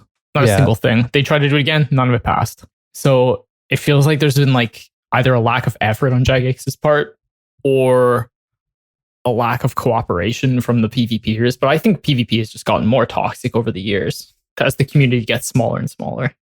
I have always loved PvP in like anything, right? Easiest way to get me into a game is have like a solid foundation of PvP. But especially with like MMOs, PvP has always been like a small part of it, right? And it's really weird because like it feels like if like RuneScape was like a pie, PvP might actually only take up like 5 or like 10% of that pie. But it's, at least since I've come back, it's been a constant conversation. Like it's what people are constantly talking about: how to fix it, how to gut it for good, how to rebalance it, how do we do this, right? Like even when we were talking about, right? yeah. But it's super weird because like PvP, like the games that have always hyper focused on PvP and like hardcore PvP, they never succeed because PvP just in general it can't ever be that popular, right? Yeah, it's such a small portion of the community that are actually PvPers. Yeah, and it'll always be like that though. And I see people like, this is how we revive PvP in the wilderness. And even Jagex had they streamed something, and I saw clips of it of like they're talking to all the PvPers and stuff and getting there. And it's like, and it's really weird to say, but like PvP is just, it's never meant to be like, it never should be the main pull to a game, even though it is for me personally. That's just, even though like I don't even PvP that much in RuneScape though, right? Because like I think it's just the way PvP in general works, right? And the more hardcore it gets, the more you have to lose, the more enticing this for people to try it out. Where like if you look at Crowfall and like other MMOs, like the Amazon MMO, I forget what it's called right now, where they had like very hardcore PvP, like you die, you lose everything. Albion Online's the same thing. Those games always like they die super quick, right? Even the like the Amazon MMO had to rework their PvP system like 2 or 3 times to make it more forgiving because like people die once or twice, they don't want to play anymore, right? Yeah, and then when the risk goes up, the incentive to cheat also goes through the roof. Yeah, exactly. Like look at Deadman mode, right? That was the most intense high risk PvP, and look how much like cheating and DDoSing and stuff went on, right? Yeah, it was a lot. And it's every time it like plagues Deadman mode, which like in theory should be a really fun tournament if everyone played fairly, but it never turns out that way. Yeah, like I that's why I always think it's super weird that like Jagex pushes like a hardcore PvP version where like I think if they just had like arenas with preset loadouts, they can even rotate weekly or something with like a high score, like a scoreboard, and they have like they incentivize it in a different way than as like how they like normally do with PvP stuff now, where incentivize like the incentive to like interact with PvP is like loot from a boss or something. It's just really weird because it seems like it's like such a it's such a waste of time to try to like revitalize PvP in that way. I mean, like, it's not the same game. We're not little kids anymore. I've mentioned this with Dilz so many times. Like, when it used to be a huge draw for RuneScape. Free to play PKing. You're like out there with your friends, falling in, slashing around, making little pures that were like level 40. Occasionally you see a guy with like 90 strength and you're like, oh my God. You know what I mean? Like this guy's crazy. Multi-fighting and just scrapping out there with lobsters and a strength potion. Like, we're not little children. The game is solved. People are so good at the game now, especially PvPers. I think they're probably like mechanically the best players, the high-end PvPers. So just, you can never recapture that magic. Like, it's just not going to happen. So I think chasing it is like, have you ever seen that South Park episode where there's like this game? I can't remember, it's called like Heroin something. The Guitar Hero episode though? Yeah, I think that is the one where his dad's playing. I think it's Cartman's, not Cartman's dad. Maybe I can't remember who's Stan's dad. Yeah, Stan's dad. Yeah. Stan's dad is playing. He's like, you keep injecting yourself and trying to catch the dragon, but you can just never catch it. Yeah, that's what I feel like we're doing with PvP reworks. I just don't think it's going to happen. So like, we have to come to some compromise that allows some kind of middle ground where, maybe PvPers don't have to hop forever to get a fight, but also there's incentive for PvMers to actually enjoy the wilderness or maybe even fight back. Who knows? Because so the way I've always thought about it is that, like, especially in PvP, there's only one person that's enjoyed that interaction. Like, you could be like no one is like, oh, I love it when I die to a PvPer, right? Even if you are like a PKer as well, like no one is happy they died. It's not like, you might be like, oh, that was a good fight anyways. But generally, when there's like a PvP scenario going on, there's only one person really enjoying it at the end of the day. And that's going to like make it very hard to have like proper incentives for both people, right? Because I was watching, I don't know if this guy's been streaming for a while, but he's new to me. His name is Dino, I think. Yeah, the British guy with curly hair. He's all over like YouTube, like RuneScape Chronicle stuff. And I saw he was on Twitch. Like, let's go see what it's about. And he was kind of complaining that he just fights the same people over and over again at Rev. So he goes to like Laren's Key, then he goes to Resource Arena, and he'll like kill people. Oh, 50k loot key. Let me destroy that, right? And I watched this guy kill like 30, like maybe like 30 people or like 20 people in an hour. And I'm like, man, all these people are looking at this guy like they just got ragged because they're just skilling and he's coming in and killing them. And it's like the whole time he's saying like, oh man, like we got to do something to the wilderness. These people actually risk something. And I'm like, man, and I'm just thinking to myself, like, there's no way people are going to risk something. Like, I watched you kill like 20 people and just destroy all the keys because it's not worth it for you to cash it in. But like, yeah, that's the thing. And like, people incentivizing people to risk stuff, like PVMers are never going to want to risk stuff. Like, you're always going to go minimal risk because like people like him are just beasts. Like, I'm never going to be able to kill him. Yeah, exactly. And like, I obviously the best money maker in the game is being like good at PvP. Like, these people pull in so much money, right? Yeah, especially if you're like risk fighting and stuff. I don't know. I think, did you ever play old Rev Caves? Yeah. Oh, that's where the hashtag Wild Boys meme came from. Me and Dilz, we'd go wrangle some people for revs, and we just go and just like start killing like Venezuelans and stuff. It was great. I think that was some of the most fun I've ever had playing this game. That's why I got roped in on my main. Like, my sister plays a little bit, and she has a pure, like a max 50 attack pure. It's pretty funny that she does. She just loves sand crabs and revs. That's all she loved doing. So she would call me, be like, we're going to revs, let's go. So I'd say, okay. So I'd hop in with her and her friends and her boyfriend or whoever we were going with, like a team of 5. And we just hit the worlds. We try and catch some people. We'd get into like scraps with other small teams. Bigger teams would come through. There was like a natural food chain. Oh, yeah. PVMers at the bottom. And I just thought that was the best system. But then players went ahead and ruined it, right? Like protecting worlds, gold farming, and then like mafia, Venezuelan gold farming mafia stuff that happened. So what do you mean? Can you elaborate on that? I don't know exactly what you mean by that. Basically, so like Rot, you know who Rot is? Yeah, of course, yeah. So the classic, probably the most toxic clan in the game. They're multi-clan. They used to like run the Rev Caves, so they would pay Venezuelans in-game gold or IRL gold or real life money, doesn't really matter. They paid Venezuelans to like protect worlds. And Venezuelans would do that, and they would basically they'd wear these pink hats, rune crossbows, crystal shields, and they just rag any single person who came into the Rev Caves. So certain worlds were absolutely locked down. So PVMers who actually wanted to do revs or other gold farmers were like forced onto other worlds. So these Venezuelans like locked down, let's say, half the worlds in the game. And they were being paid by Rot to like do this. Then eventually the Venezuelans realized like they're kind of getting screwed over by Rot.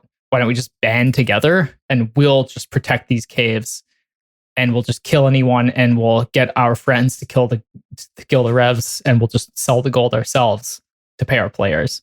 So they like banded up and called themselves like something Venezuelan Mafia or whatever it was. Awesome. Yeah, so it was like them realizing that they could just make more money than what Rot was paying them.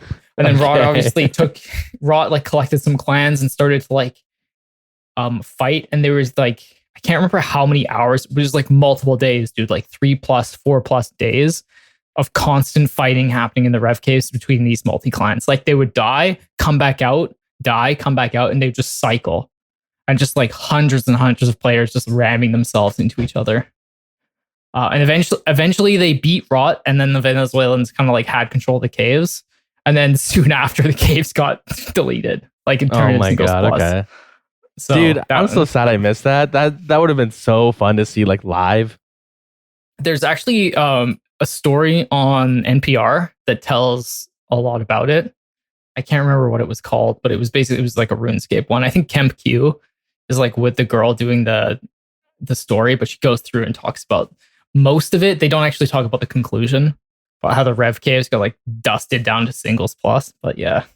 Anyways, that's the gist of the story. I may have like got some details wrong, but overall, that's the idea. Is these like huge clans started to like take control of the caves because it was such lucrative gold farming. I remember the like 220 worlds. It was like 2000s and 220s. You'd go in, Rot would kill you. I remember like I'd go and try and farm revs there. I'm like, oh, I'm not max, but I'm a high level. I'll go to like the 2000 plus, and like 3 seconds in, like I like couldn't even kill one dude, and I piled by a clan. So and then I found that like on all the worlds. Yeah. And then that's when I knew that Rot was like controlling like that world at least. And I was like, oh, okay. But yeah, and then like Rot members are pulling in like 6 figures from like real world trading the gold. Oh yeah, I can totally see that. I imagine kind of like they still real world trade, like they have to. Yeah. But nowadays all they can really do, because multi's so dead, they just lure people for their money into multi and then smite them with the new crossbow. It's crazy. Oh, true. Yeah, because it like the spec does the bolts or something, right? Yeah, like guarantees the bolt hit basically. Yeah, that's pretty cool. So they like spec them, and then they'll just they get like a guaranteed smite for like a 70, and they just get like 15 people to do it. So yeah, guaranteed smite someone from like 99. I got a semi-related question, but when it comes to like a PvP interaction, right? Let's say you're on your main, you're on your Iron Man, you're on your main. Do you have like an ideal PvP scenario that's not like you kill someone for 100 like mil or something? Like, what do you think an ideal PvP scenario could be? I get away, and as I'm teleporting, I tell them to go fuck themselves. Okay. I don't know. Like, I think the defender should have they're the one risking the gear, so you should say they should have the advantage.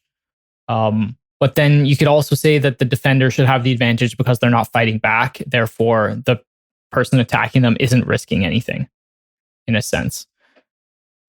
Yeah. I was stoutly against the Dilz Bulwark nerf because I really don't like giving people with shitty gear more incentives. I'd rather they like incentivize more risk from like PvPers, but I don't know, man. Anything I say is going to sound like I'm a dirty PVMer. But yeah, True. I don't know. I don't think they should have an advantage if they bring impressive risk.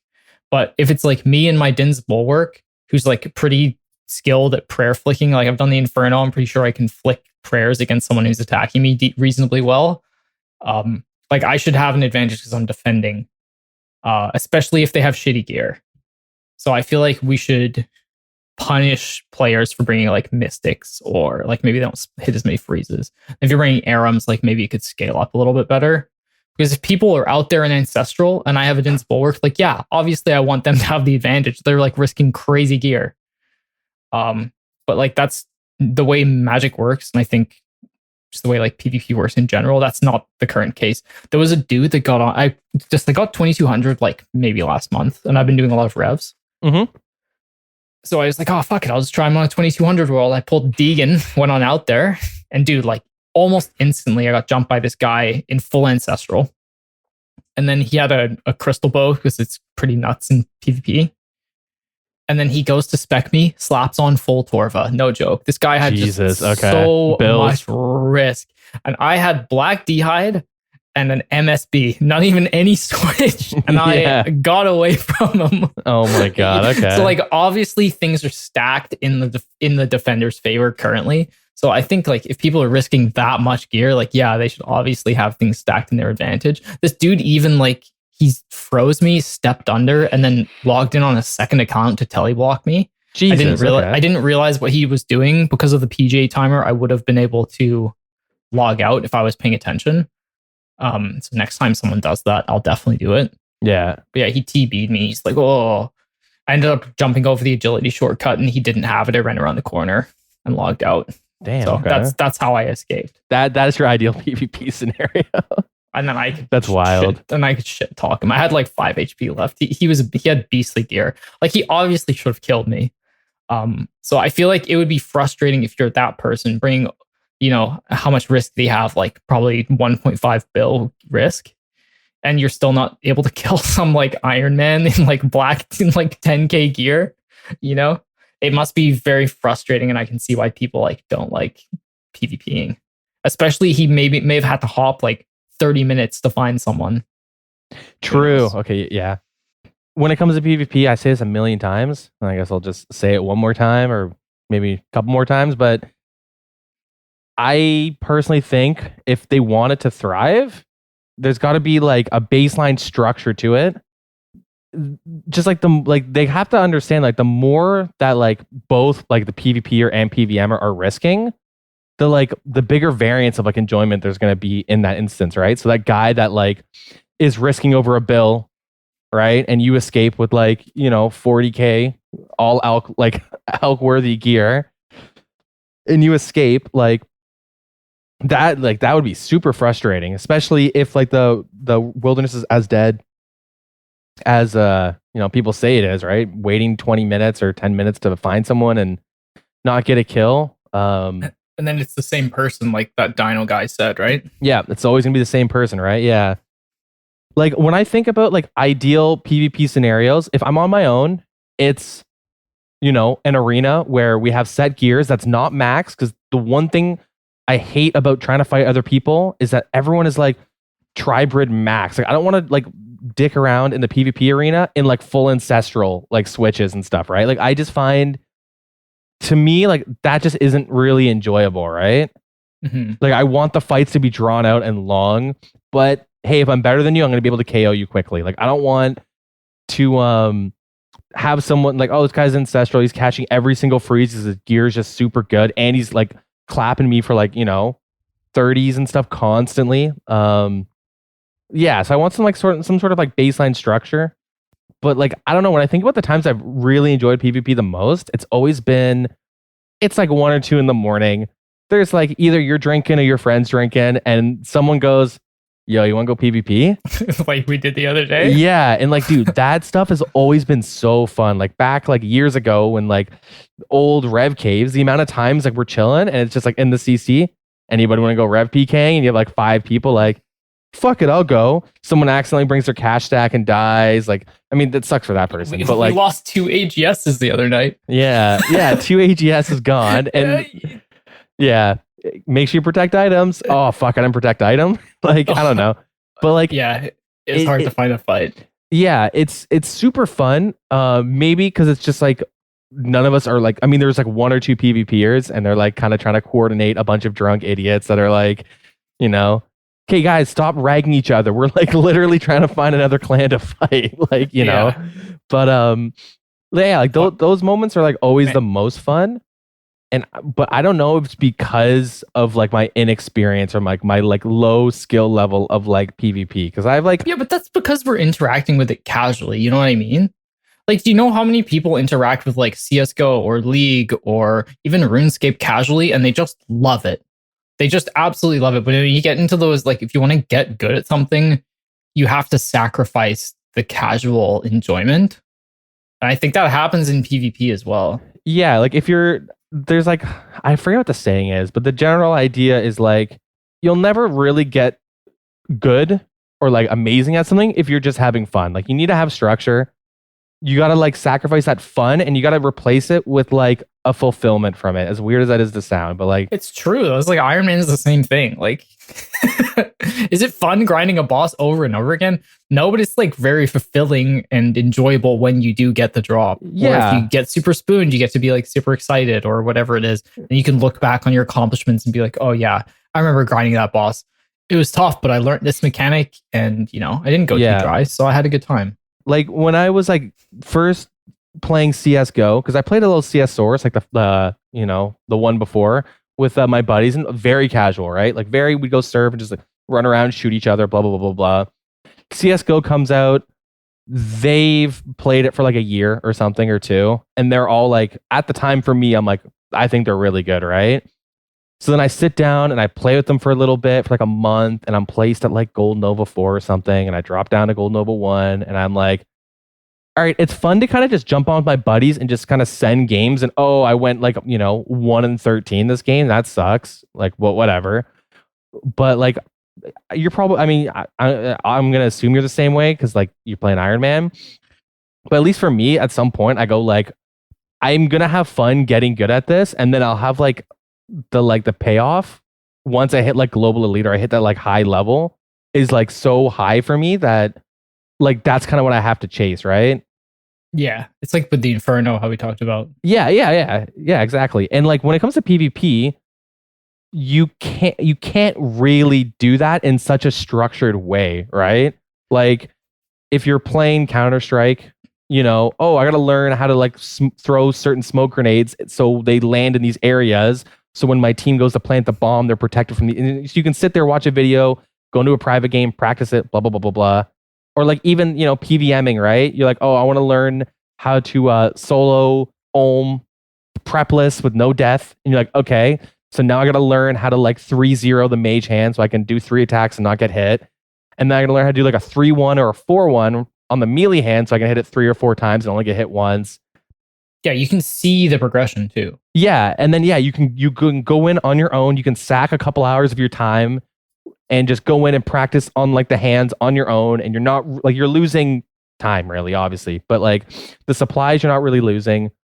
But the way it realistically is set in RuneScape is like, you want to get good at PvP, you're gonna just get crapped on, or you won't find any fights for a long time, right? The repetition isn't quite there, and the quality isn't quite there either. Like, you can go to the PvP arena and you can practice against random people. Some people might be Varak range ragging you. Some people might be in like completely max switches where it's like, it's hard to learn what you're doing right and wrong because there's so much variance, right, with that type of gear. And like, or you can just send it and go to the wilderness, go in salad robes until you're comfortable in mystics and then Arams, But even then, like, it's like the structure isn't quite like there. It's not repeatable. That is probably like the biggest turnoff for me from PvP, because when I heard about the arena, I was super excited. I went and tried it out, and now it's only like someone in the CC is like, hey, who wants to mess around in arenas? Like, hell yeah, I'm in, right? And then then it's very casual. But another thing like about what you're saying is like, you mentioned CSGO. Like, if you learn these tricks, you can go and play them in matches against people that are your skill level. So you're like, oh man, like, me learning this trick is going to give me a leg up on my opponents. And the same thing with like League of Legends, like, oh, I learned how to get an extra 20 CS in the first 5 minutes. So now I have more gold so I can buy a better first item, and that will make me a better laner. Like, you can literally see yourself progressing, getting these small edges that will eventually accumulate into enough of a snowball that you'll start to climb, and you can see yourself getting better. But that just doesn't exist in this game. And the arena was such a huge opportunity for it to exist. And it's sadly just going to be dead content. Yeah, like LMS, I liked their idea, but it was like, I think the issue is like, we're not even gonna talk about the rewards and like the botting and all that crap that goes on, but like, the way LMS is like it's not structured properly to like really like. I mean, you can obviously get good at PvP doing LMS, obviously, but like if you're trying to really like, hey, I got my Inferno cape, what am I gonna do? You know what? Let's spend the next couple months dedicating my time to PvP and learn that. That sounds fun. Like it's not like it's not gonna happen. A proper way. Yeah. I don't play CS:GO, but I imagine something like this.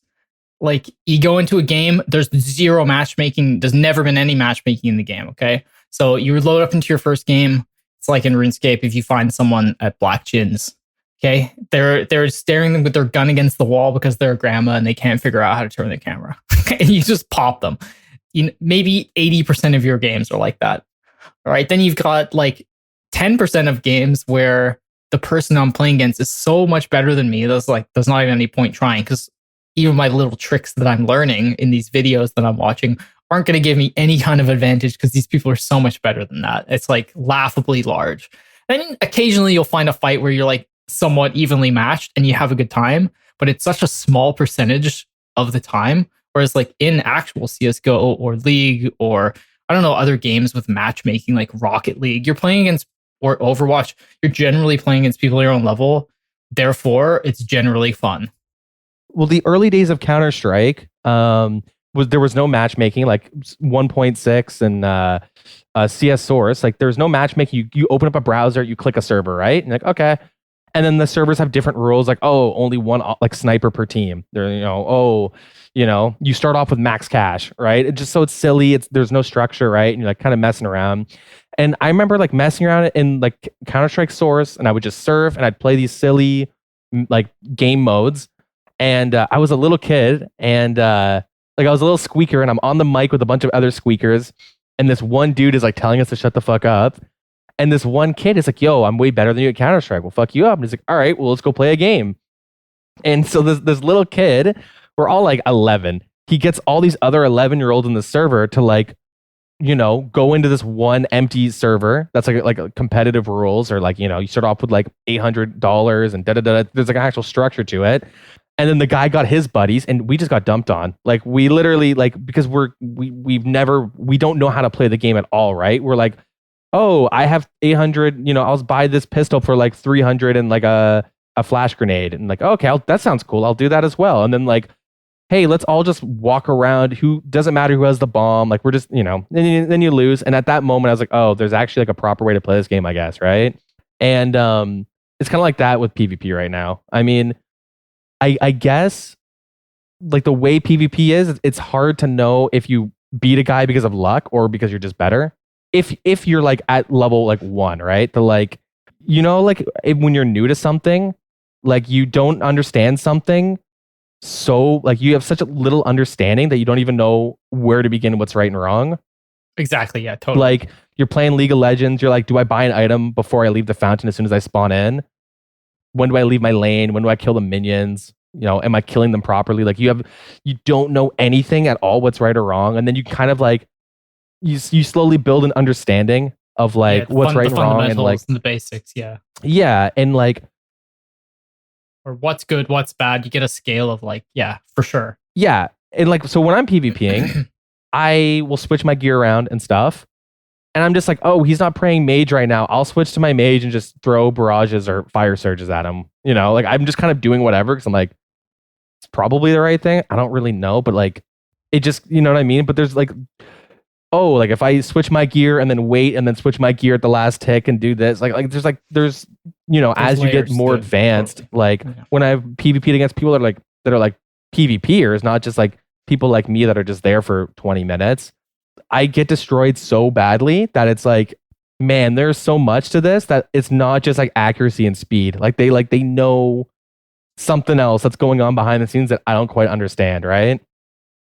And then you put those people up against like your Oda blocks, just like the top of the top PvP who just understand the tick system and can think so far ahead of other players at a high level. And he'll be like, this guy's going to avenge in like 3 seconds. So I'm going to do this, this, and this. Hey, look, I was right and he's dead. And you're like, man, I don't know how you like put those building blocks together and like get to that level. Like that's insane. But you understand the game enough to realize like how much better he is than you or anyone else. Exactly. Yeah, totally. I see where you're coming from. So yeah, that's ultimately why I think PvP is so difficult. There's just lots of factors, and I'm not sure there's a solution. And if there is a solution, I'm not sure it's going to not just go ahead and get ruined by the community. True. Yeah, we'll find a way to ruin it. That's my problem. Just like the toxicity of the wilderness clans, because the stakes are so high, will always find a way to take advantage for themselves. Yeah. Putting your average player to disadvantage. We're talking about like learning soul chambers or something. One of my favorite activities in the game is soul chambers. Like, it's just about you and your journey. Like, no one else is suffering or gaining from it except for you. And, if you're doing team PVM content, like, you're not hurting anyone by going and doing a raid. Like, it's just you and your friends who only have things to gain from it. Like when we went out the other day and did our PvP, yeah, we had a good time. We got cleaned out by another clan twice, same clan. Hell yeah, we're so dude. bad. It was fun though. Like, we had a good time, but I wouldn't want to do that every night. That's like when I'm drunk once every 5 months. We did kill a guy at Vedion, and then he had almost killed Vedion, and everyone ran north. And I was like, man, I have my god sword. I threw it on Crush. I finished off Vedion in like 3 hits. The guy got a dragon pickaxe in his name, so it was sitting on the floor, and I was freaking out. And everyone else started to freak out. Yeah. Oh man, I totally forgot about that. So the guy would have seen it in his chat box. Absolute nightmare for the fella who had been probably grinding Vedion, finally gets a dragon pickaxe, but we are all there. So there was like, maybe 15 of us. And we just froze him when he tried to come back up, and we yoinked the D-pick. Brutal. I mean, I had a good time doing it. That was my highlight of the night. But that dude, he probably is still complaining about it. Like, that is like the shittiest scenario. Like, that's like worst case scenario in PvP right there. Like, we had a lot of fun and we're laughing, but like, as much as like all of us enjoyed that interaction, the dude feels the exact same way. Dude, I would be so upset, especially if I'm an Iron Man. I'd probably take a couple days off. I'm like, all right, I'm gonna go touch some grass. That would be brutal. Imagine we got a Ring of the Gods for like 25 mil. Yeah. Was that how much they are now? Yeah, they're expensive. Wow. Okay. They're used for like speedrunning stuff. So imagine, I don't know, brutal. And so unlucky that we happened to show up right when he is about to finish Vedion, you know? Like in that small window. And then I happened to decide to stay behind and kill it. Yeah, there's just everything had to go wrong for him or right for us for that situation to happen. And I mean, I'm laughing about it, but if I was in his position, I'd feel awful. Yeah, that's a chair at the window. Yeah, for sure. That's a rage moment. Fist through the monitor. Yeah. Type moment. No, that guy's definitely voting no on every PvP poll from like here on out. Yeah, 100%. So has there been like any piece of content that has like stuck out to you since you've come back that you've particularly like enjoyed or disliked? I will say Guardians of the Rift was pretty fun. I think that's kind of what like sealed the deal on me coming back. Funny enough, because I came back and I was just kind of just doing random things, right? Like I'd do a quest here and there, blah, blah, blah, blah, blah. I really liked Guardians of the Rift though. It was the perfect amount of like attention I need to like put in. And getting the outfit was fun. And yeah, I liked the whole like reward system in that. I think Guardians is pretty good. I think like I don't know if this is really a good answer, but the big piece of content, I guess, that like I've enjoyed the most, or I guess will enjoy the most, is seeing how much better everyone is at the game and like trying to get to that level, Mm-hmm. I will say, if you asked me 2 days ago, if we did this podcast 2 days ago, I would be like, Jagex, rework Hallowed Sepulchre. It is awful. Like when I first started it, my brother was probably hearing me swear like from all the way down here. Like I actually like, okay, I'm going to log out and I'm going to go walk. Like I was getting super mad because like the game's on a tick system. So it just kind of feels janky.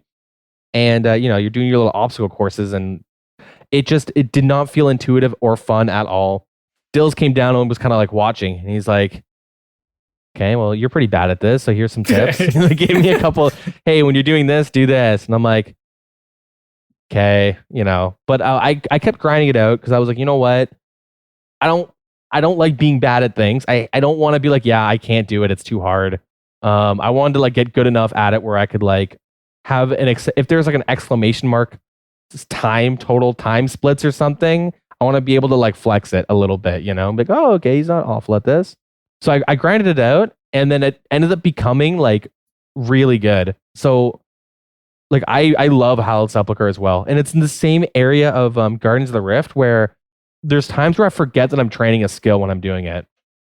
As weird as that sounds, like the rewards are so interesting to me. And the content is like the perfect amount of engagement for me that like it happened twice with Guardians of the Rift and once doing Hallowed Sepulchre, but I'm like, oh fuck, when did I get my level? I leveled up a while and I'm halfway through my next level. What? Like, yeah, I know what you mean. It's no longer a chore. It's like an actual enjoyable experience. Granted, since I've come back, and if anyone obsesses over their like experience gains and stuff like I used to do, just disable experience globes. Mentally, that has made me be able to just like relax and like play and enjoy my content that I'm doing. I've stopped. Like, I don't track my experience per hour like I used to. Like, I've just kind of, I'm trying to actively just play the game for what it is. Yeah, like Hallowed Sepulchre, like the rewards are super interesting, and I like them because they're really good, but they're only for that mini game. So you're kind of incentivized to like play it, get good at it, and then reap the rewards of like these boosted things. Yeah, no, I see where you're coming from. Like, I think those two particularly have like revolutionized the way the game is grinded, especially when people are going for max and stuff. Yeah, like we have so many good PVM encounters in this game. Like, I know we need more end game, and I won't argue against that. But there are so many fun bosses with so many different drops that you can do. But when it comes to like grinding those skills, it can be really brutal. So I think Guardians of the Rift is like one of the best updates they've ever released. Yeah, like the outfit is really good. Granted, I think it looks like crap. Don't hate me. It does not look like a rune crafting outfit. I look like some like, I don't know, if there was like a Home Depot for rune crafting or like magic gear, there was like the Magic Emporium gear where you go and buy runes on bulk. I feel like these would be like the workers there. Which maybe it's fitting for Guardians of the Rift, but I mean, fair enough. I think the base one is not great, but I like the recolored ones. Okay, yeah, I've only been using the base, but like when I came back, I was like, you know what? Like my friend wants to watch a movie. I'm gonna go do some bloods and just chill. And I walk up and I see this Max player in this outfit, and I'm like, yo, dog, well, what is that? What are you wearing? And then the person's nice enough to sit there for like 5 minutes and explain Guardians of the Rift, do this quest, get this gear, da da da da da da da. And then they gave me a blood essence, and they explained to me what blood essences were and stuff. And I was like, you know what? I'm gonna go do that, and then go and grind the gear. I like the like trying to hunt for the abyssal needle. I know people are like hating on it, like having to do that type of stuff. I really want to get the abyssal lantern. I never got it, but I'll go back, during bingo. Yeah, it's exciting when you get the drop though. Yeah, and like the pet is super cool. I love the pet. I think it looks really cool. Yeah, it's not bad. That was my first unique. Oh, nice, dude. Rip. Yeah, I got like a 1 point game while I was eating breakfast, and I pulled the oh my pet god, out of the nice. thing. It was hilarious. Yeah, but the fact that like there's so many different rewards and it runs deep, and like the general loot is really good too. It's not just like the pearls that you're looking for. Well, there are the pearls for the outfit. There's the uniques, and then there's just like, oh, you get 200 blood runes or whatever. Like, it's decent money too. Yeah. And yeah, it was just a good amount of engaging for what rune crafting is. And then like agility, you know what? It's the most, it's very par for the course when it's agility. Like, oh my God, this sucks. This mini game sucks. And then once you like do it a bit, and you're like, okay, you learn it. You learn like, oh, I move at these times. I can simplify it with experience, right? It becomes easier and like less click intensive the better you're at it, because oh, I can just click here and I can run through like 2 obstacles. No way. Like, it's the same thing with Inferno. Like, most people will hate the content. They think this is stupid. It's way too hard. Like, it's not fair. But when you complete it and you like have an appreciation for what it is, a lot of people will say it's like one of the best pieces of content in the whole game. Same thing goes with like Sandy's Nightmare. It's like super frustrating to learn things that are punishing, and Hallowed Sepulchre is very punishing. Yeah, it's funny. When I told Dilz I'm going to start trying for Inferno, and he was like, it sucks, it's stupid. And he's like super against it. And he's like, it's not the right way to get good at something. I like to have challenge. And I was like, well, that's him going through that exactly. Yeah, he's in the denial phase. He's got to get to acceptance, right?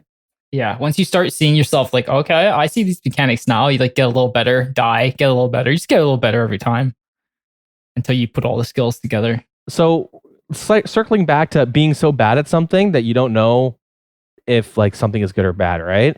But I had this feeling doing Hallowed Sepulchre just because of the way the tick system is and how you have to kind of, if you want to go through like an obstacle quick or like a floor really quick, you have to like, I guess be tick perfect and do certain like tricks, right? Now, is it fair to say that getting good at Hallowed Sepulchre for like, let's say there's someone who's like entering like higher level PVM stuff like Chambers of Xerix or Top or something, and they struggle to grasp or like play within that, like to treat RuneScape like a rhythm game and like do stuff on tick, right?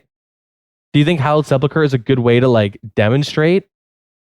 Oh yeah, definitely. Heartless Sepulchre and Corrupted Gauntlet are like really big ones that like require you to move in very specific ways in order to complete the content effectively.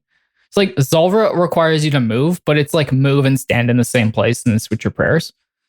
But like Corrupted Gauntlet is like another level to that where you have to be actively moving and dodging things and switching prayers at the same time. So yeah, like that. And you're right, like Hallowed Sepulchre is the same thing. Like you need to know how the movement system works. Like when you run, you don't actually hit the tile right in front of you. You skip over it to the next one. Yeah, like, so like you're if basically you're you're skipping every other tile when you run, which is great when you're learning things like solo Olm because you can skip over acid pools or you can skip through the lightning and you won't get hit by them.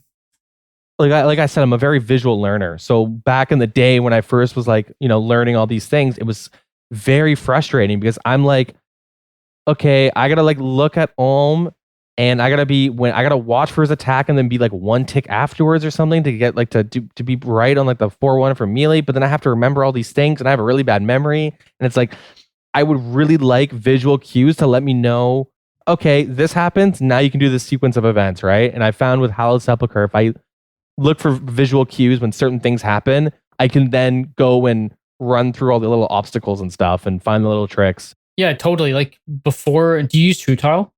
Yeah. I started using True Tile since I came back, and that was like super game changer because my 4-1, like me doing solo Olm was very, very hit or miss. It was like depending on the day of the week, I could do it.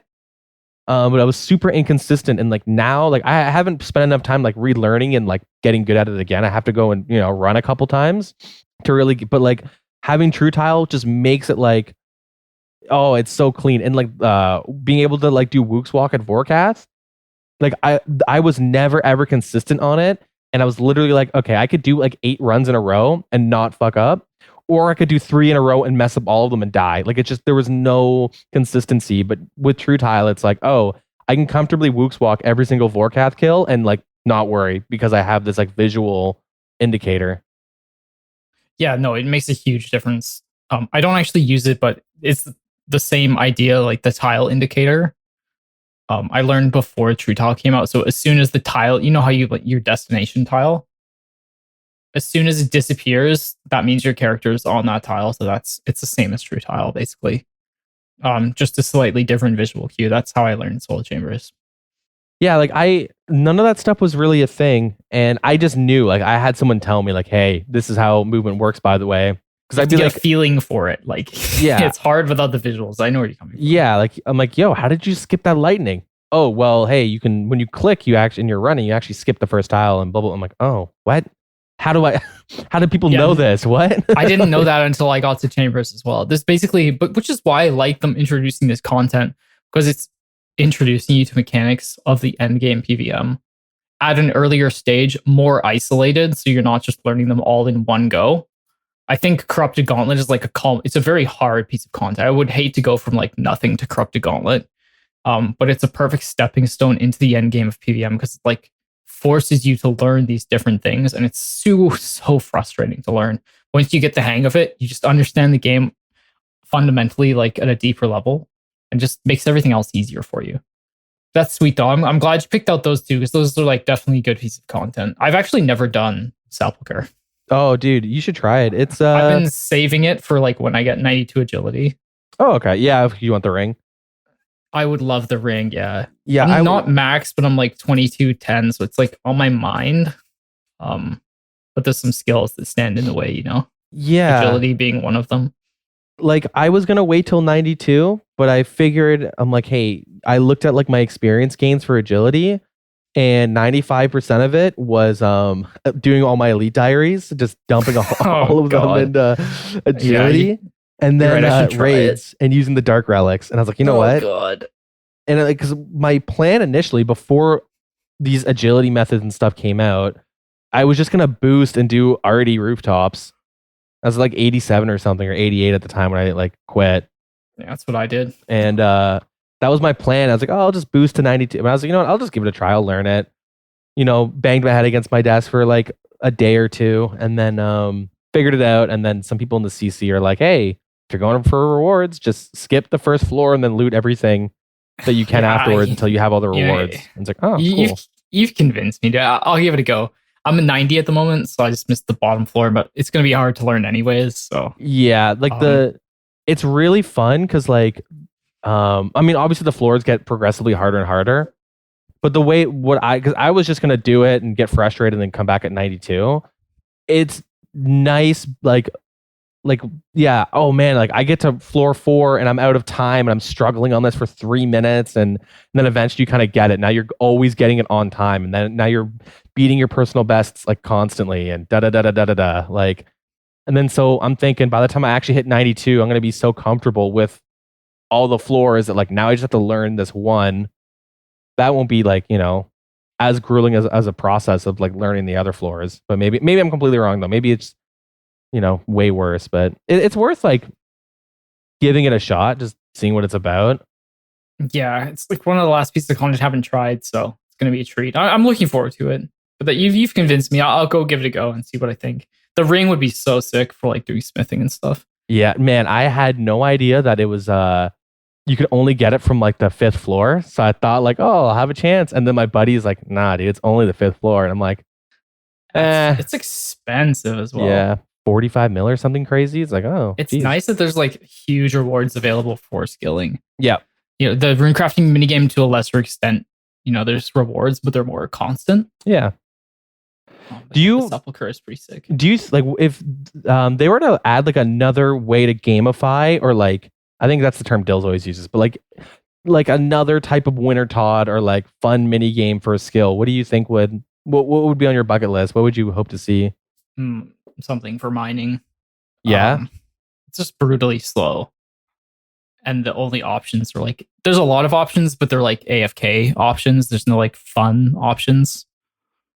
So I like either reworking Volcanic Mine into something with a lot more I think it just needs a lot more rewards that you actually want. This is the thing, like for mining, there's no real rewards. You just get 99, right? Like as a main. Like what do you get out of it? Like maybe 100 mil if you do Motherlode Mine. Like, who cares for all the hours you spent there? Whereas like Guardians of the Rift, you know, the XP rate's a bit better, but you get so many rewards out of it. And there's so many different things. Yeah.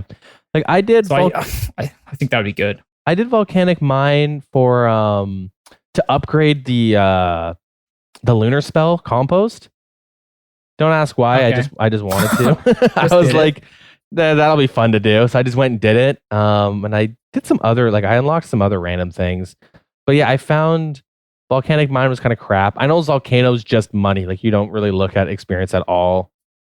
I think mining would be like a good one to try to add. Or maybe reworking something. Yeah, like reworking. I think reworking Volcanic Mine would be fun. I've never actually tried it, so it's not really fair of me to say. It's like the other, they just tried to do it with smithing. Yeah, it's not the worst. Like. I don't know. What about like hybrid methods too? I think there's like options to explore hybrid stuff where you're training 2 skills at the same time, but both XP rates are actually decent. So like maybe wood cutting and fishing together, or fletching and wood cutting. You know what I mean? Like, yeah, maybe it's not as good as just doing redwoods, but effectively, if you look at it together, it's fun and the XP is really good combined. Yeah. I think or you can do what I do and just get like, I'm like 100K from 99 wood cutting, and I'm like, I'll get that through raids and winter toss. Oh god. Hell yeah.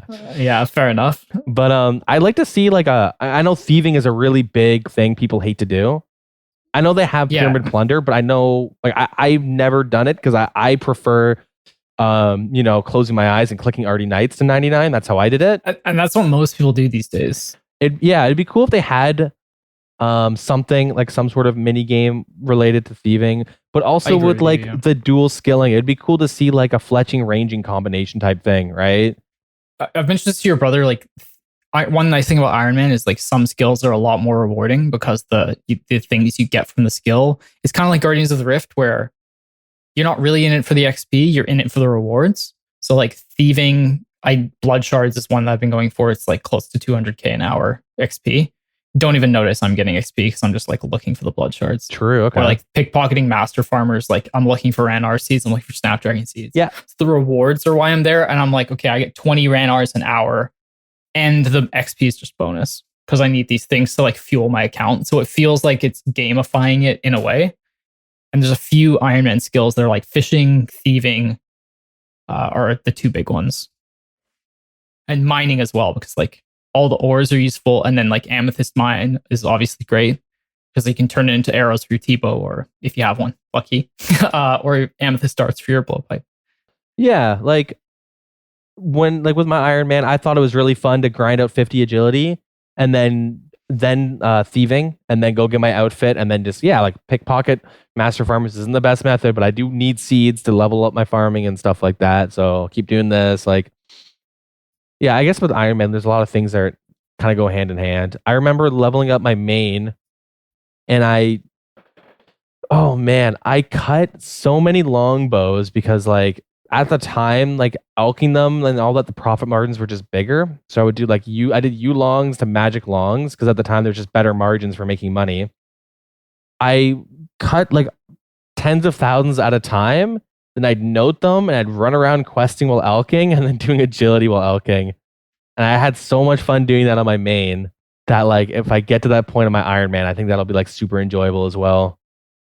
Yeah, it doesn't feel so bad when you have stuff where there's like multiple things you're knocking out with one grind. You're not just there for the XP. Kind of like with Mainscape, how you're like just at a boss for the gold. It feels really bad because it's so slow.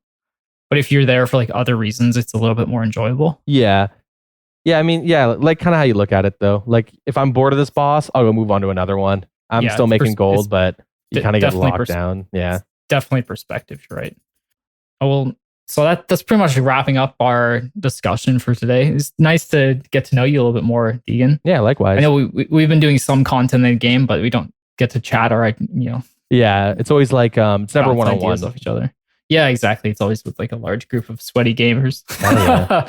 So it's nice to be in here. But yeah, we'll have to do this a little more often. Hopefully your brother can get this out and scheduled when he's moving, and I wish him the best. It might take him a little bit longer to get settled, so we might have to bang out another one of these. Yeah. For the people. 2 hours, hey? Not bad. Yeah, it's not bad. About what I was expecting, honestly. Could have gone longer if I didn't have to leave soon. Yeah, no worries. But yeah. the people love the long episodes, man. I'm telling you. Dilz and I have been like cutting it because our time zones are so crazy with work and stuff. It's hard to like squeeze in the recordings, but since I'm off for the summer, I can just go a lot more. But he's been super busy this summer. Yeah.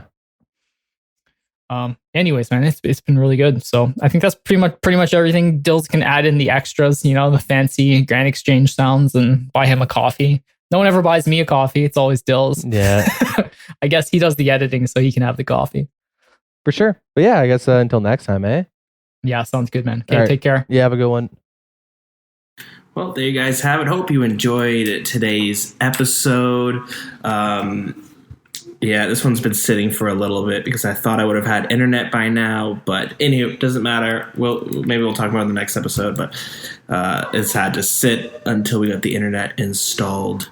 Anyways, we have a Discord, discord.gg/thewilderness. If you'd like to join, our in-game clan is Clan Wild, and our email is thewilderness.podcast@gmail.com. And that is about it. We'll talk to you guys soon.